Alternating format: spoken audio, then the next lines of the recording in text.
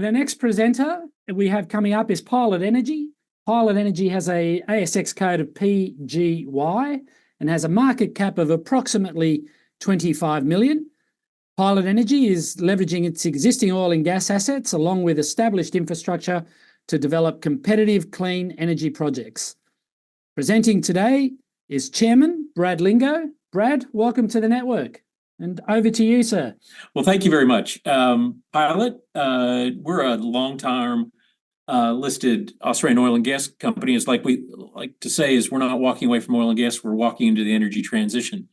If you move to the next slide, and we're building a low carbon intensity clean energy business.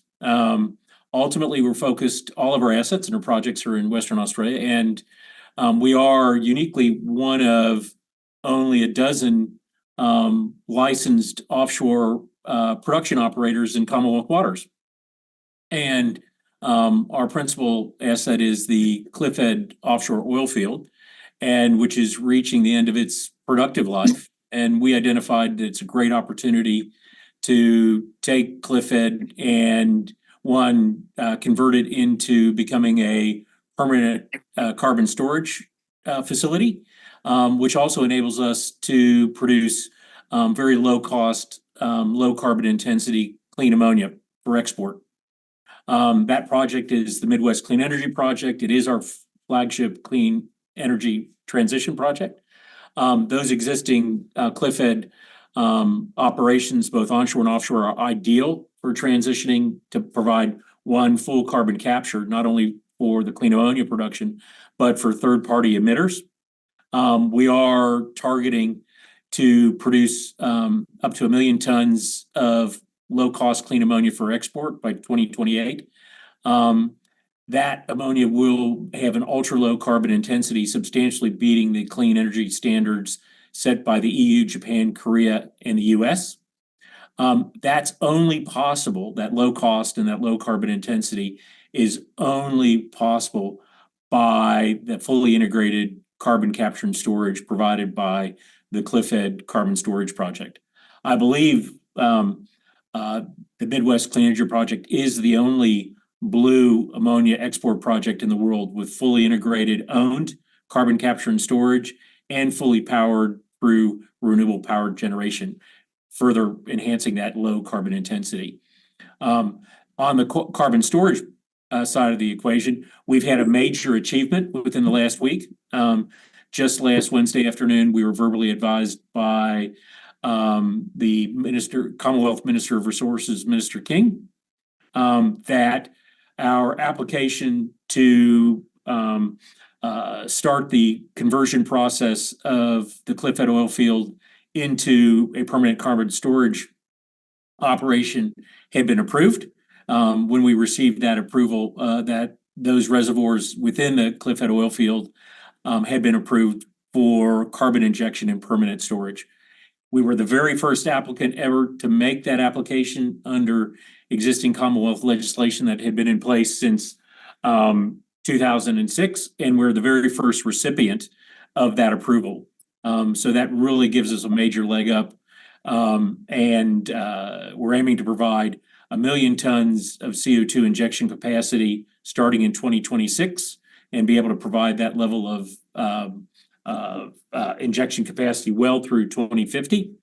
There is significant potential to further expand that storage capacity as well as increase the injection rate. Next slide, please. So our current operations are centered around the offshore Cliffhead oil field, the only producing oil and gas discovery in the offshore Perth Basin, located about 20 kilometers southwest offshore from the town of Dongra, and the onshore production plant at Arrowsmith. The field is tied back to the onshore Arrowsmith plant by two 10-inch pipelines, one for crude oil production and one for water reinjection. It also sits in one of the best renewable energy resources on the planet, in terms of both a combined wind and solar resource. along that Midwest coast of Western Australia. Next slide, please. So our business is really focused on two prongs of the business. One, providing carbon management solutions to capture, transport, and store CO2 as a separate business, but also to provide clean energy supply through the production of clean ammonia, renewable power, and the production and supply of clean water. Next slide, please. So our strategy is based on really four pillars. One, bringing together the right technologies, abundant natural gas supply that's present in Western Australia, particularly in the North Perth Basin, where there have been the big discoveries made at Waitsia, Lockyer Deep, and the North, South, and West Erregulla discoveries. Marry that up with carbon capture, which we have through our Cliffhead carbon storage project, and bring that together with world-class renewables. And that allows us to bring together a brownfield clean energy project that is clean, low cost, and deliverable. In this day and age, regulatory approvals are all important, and the fact that we can do this within a recycling and repurposing of existing plant and equipment and sites really does reduce that regulatory hurdle that you have to get over to deliver a project like this. Next slide, please.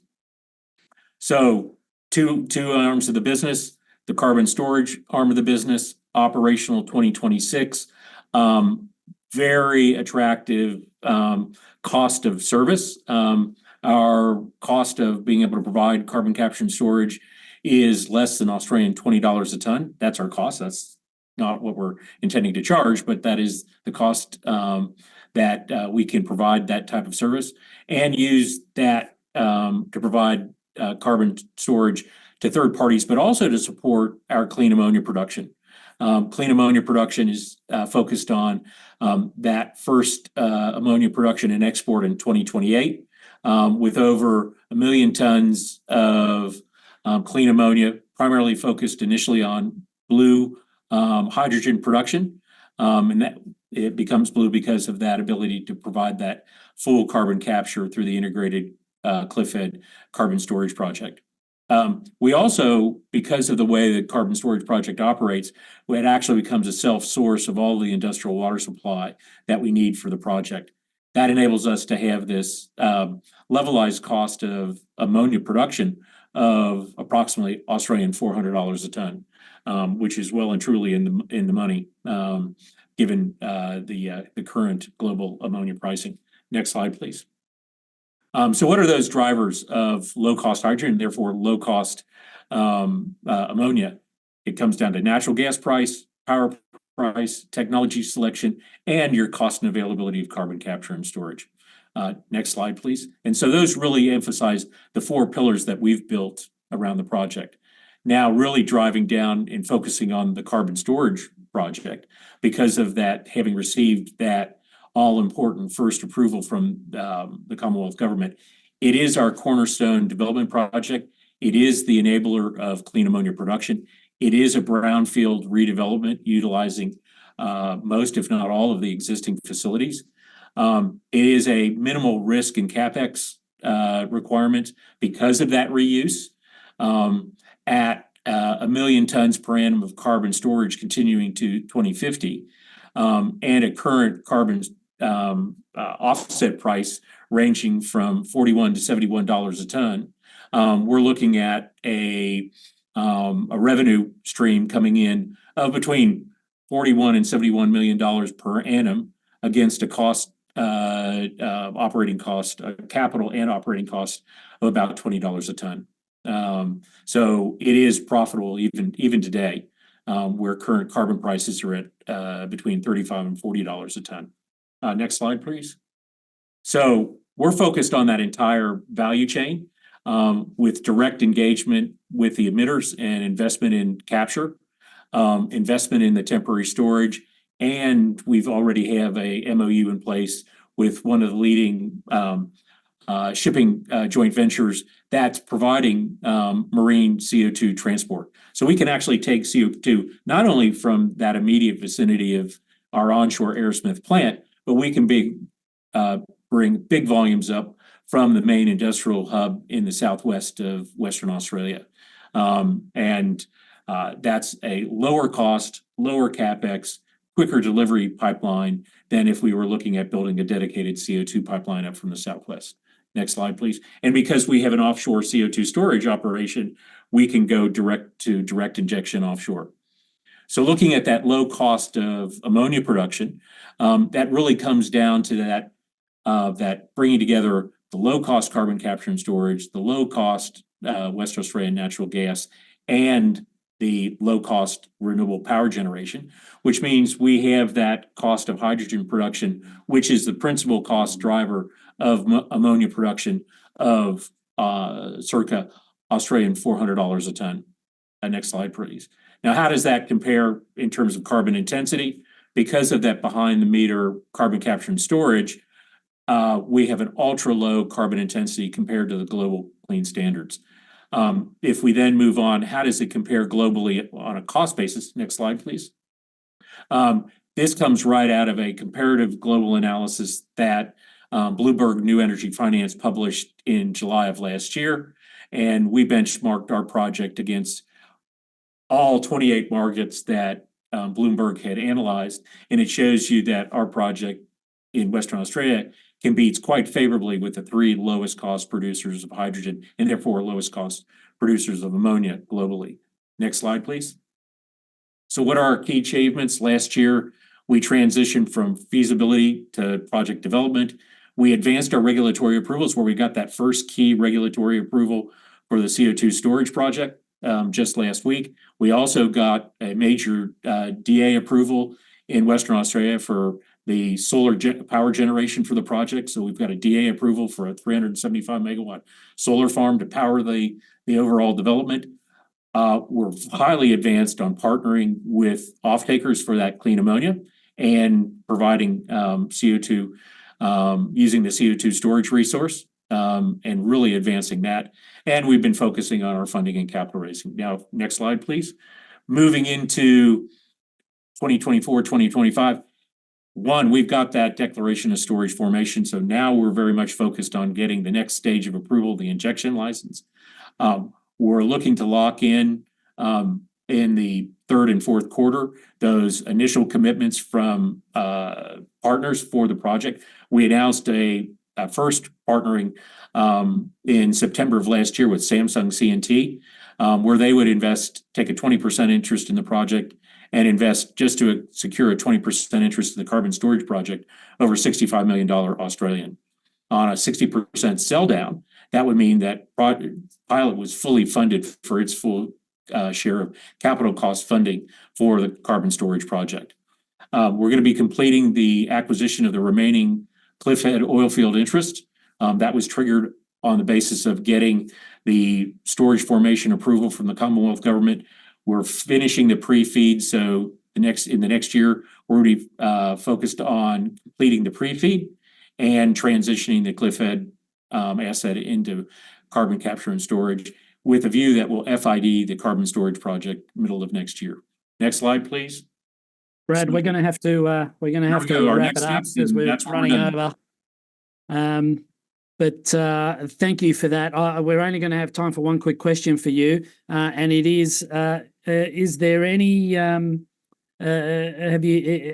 there been any contact from potential third party users of the Cliffhead, the proposed Cliffhead JV for carbon capture? Have you had much interest? Yes, we are in the process. We have an existing MOU in place with the Dongara cement plant that's 10 kilometers north of us. We also are engaging in negotiating MOUs with major industrial emitters down in the southwest. And in between those sources, we also are negotiating an MOU with one of the gas producers in the North Perth Basin that's going to be venting CO2 when their gas processing plant starts. And between all of those three, just those three sources alone, we're more than oversubscribed for that 1 million tons per annum. Brad, thank you very much for your presentation today. You're welcome. And please do have a great weekend, and we hope to get you back soon. Yeah, thank you very much, Benny. I appreciate it.